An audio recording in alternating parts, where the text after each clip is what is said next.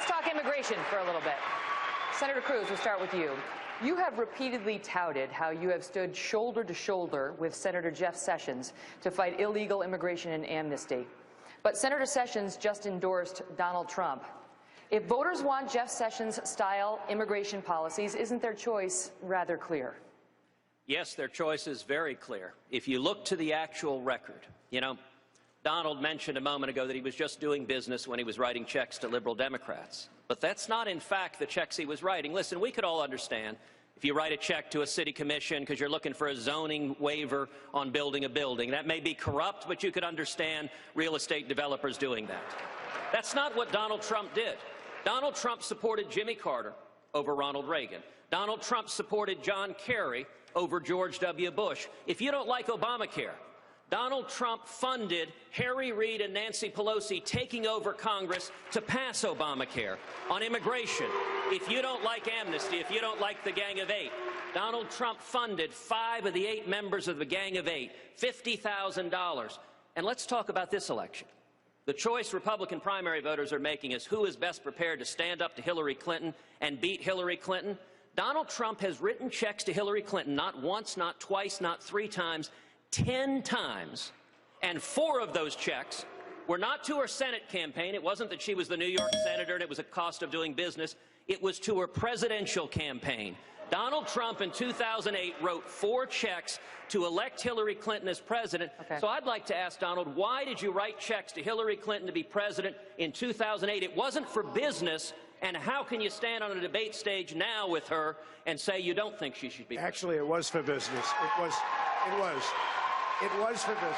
I pride myself, including outside of the United States. I'm doing almost 120 deals outside of the United States, which I hope to be able to stop very soon and let my children handle it. But we're doing many, many deals outside of the United States. I support politicians.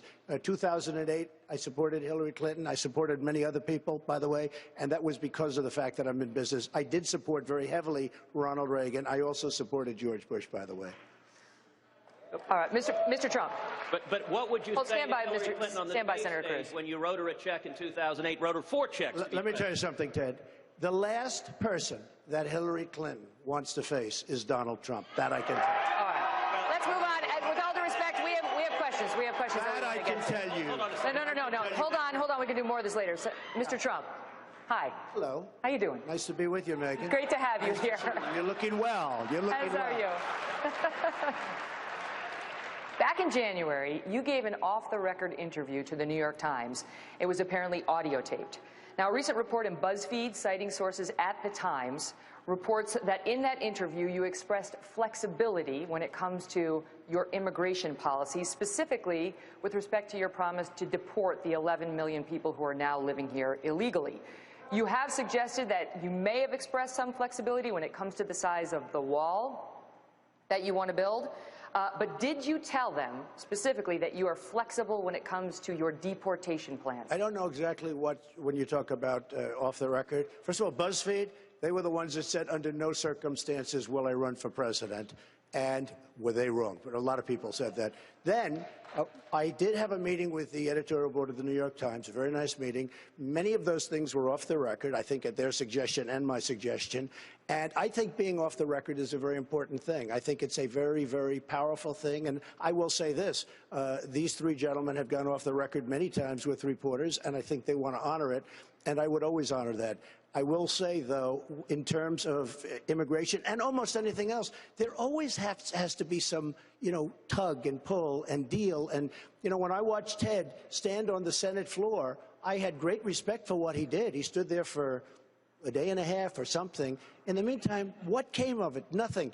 You have to be able to have some flexibility, some negotiation. Now, sometimes you ask for more than you want, and you negotiate down to the point. I may have discussed something like that with the New York Times, but I would never release off-the-record conversations. I don't think it's fair, frankly, to do that to anybody. How flexible are you on this issue? Not very flexible. No, not very flexible. I give the example. I'm going to build a wall. I'm the one that wants the wall. I'm the one that can build the wall. It's going to get built. And by the way, Mexico is going to pay for the wall. I can tell you that. Mexico is going to pay for the wall. But, and I used an example, and this isn't necessarily what was said, but whatever was said, The wall's 50 feet high. Is it going to be 45 feet or 40 feet? That could very well be. That could very well. He wants it to be higher. That could very well be. But there's always give and take. There's always negotiation. And the best negotiator that knows what he's doing will make a great deal. But we need give and take in government. If you don't have give and take, you're never going to agree on anything.